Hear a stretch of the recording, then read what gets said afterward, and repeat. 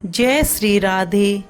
आज हम भौम प्रदोष व्रत की कथा श्रवण करेंगे और पूजा विधि भी जानेंगे। इस दिन सुबह ब्रह्म मुहूर्त में स्नान करें। स्नान के बाद साफ स्वच्छ वस्त्र धारण करें। फिर भगवान के समक्ष व्रत का संकल्प लें। यदि संभव हो तो व्रत उपवास करें। घर के मंदिर में दीप प्रज्वलित करें। शिव पार्वती जी के साथ ही गणेश जी की पूजा करें।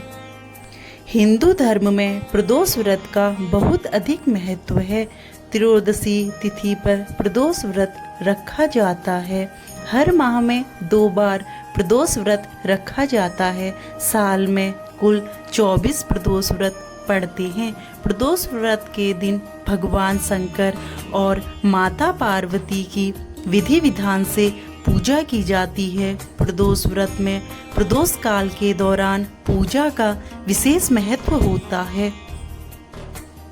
भौम प्रदोष इन राशियों के लिए बेहद शुभ है। कर्क, वृश्चिक, कुंभ, मकर और मीन राशि वाले। भौम प्रदोष व्रत की पूजा सामग्री पुष्प, पंचफल, पंचमेवा, रत्न, सोना, चांदी, दक्षिणा, पूजा के बर्तन, कुशासन, दही, शुद्ध देसी घी, शहद, गंगा जल, पवित्र जल, पंचरस, इत्र, गंध रोली, मौली, जनेऊ, पंचमिष्ठान, बिल्वपत्र, धतूरा, भांग, बेर, आम्र मंजरी, जौ की बालें, तुलसी दल, मंदार पुष्प, गाय का कच्चा दूध, ईख का रस, कपूर, धूप दीप, रुई, चंदन, शिव व माँ पार्वती की श्रृंगार की सामग्री।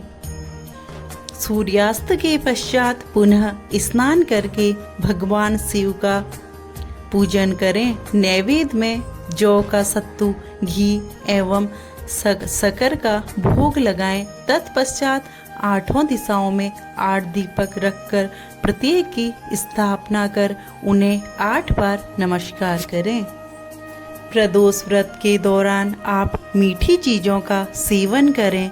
इसके अलावा आप फल, दूध का सेवन पूजा करने के बाद कर सकते हैं। रात के समय आप भोजन कर सकते हैं, लेकिन उसमें आप चावल, तेल, मिर्च, नमक खाने से बचें। भौम प्रदोष व्रत कथा। एक समय की बात है। एक नगर में एक वृद्धा रहती थी। उसका एक ही पुत्र था। वृद्धा की हनुमान जी पर गहरी आस्था थी। वह प्रत्येक मंगलवार को नियम पूर्वक व्रत रखकर हनुमान जी की आराधना करती थी। एक बार हनुमान जी ने अपनी भक्तिनी उस वृद्ध महिला की श्रद्धा का परीक्षण करने का विचार किया। हनुमान जी साधु का वेश धारण कर वृद्धा के घर गए और पुकारने लगे, है कोई हनुमान भक्त जो हमारी इच्छा पूर्ण करे? आवाज उस वृद्धा के कान में पड़ी। पुकार सुन वृद्धा जल्दी से बाहर आई और साधु को प्रणाम कर बोली, आज्ञा महाराज। हनुमान वेशधारी साधु बोले, मैं भूखा हूँ, भोजन करूँगा, तुम थोड़ी जमीन लीप दो। वृद्धा द्विधा में पड़ गई। अंततः हाथ जोड़कर बोली, महाराज, लीपने और मिट्टी खोदने के अतिरिक्त आप कोई दूसरा आज्ञा दें, मैं अवश्य पूर्ण करूंगी।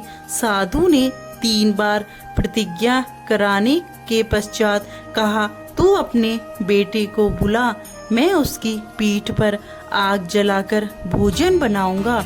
यह सुनकर वृद्धा घबरा गई, परंतु वह प्रतिज्ञाबद्ध थी। उसने अपने पुत्र को बुलाकर साधु को सौंप दिया। वेशधारी साधु हनुमान जी ने वृद्धा के हाथों से ही उसके पुत्र को पेट के बल लिटवाया और उसकी पीठ पर आग जलवाई। आग जलाकर दुखी मन से वृद्धा अपने घर में चली गई।